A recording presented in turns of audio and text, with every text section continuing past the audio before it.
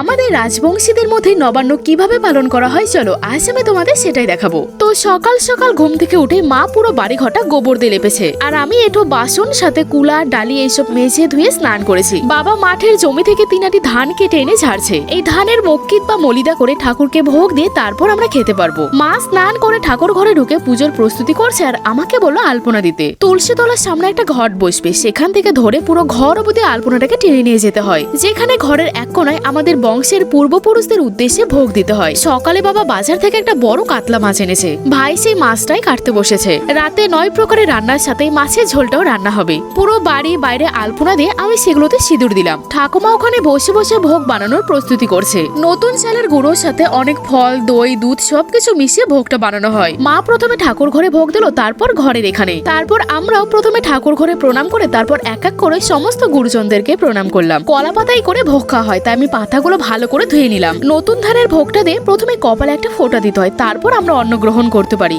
আর এটা ছিল আমাদের সকালে নবান্ন, যেখানে শুধু আমরা খই, চিড়ে, দই, মুড়ি, মুরগি এইসব খেয়ে সারাদিন থাকি। আর রাতের নবান্নটা কালকের ভিডিওতে দেখতে পাবে।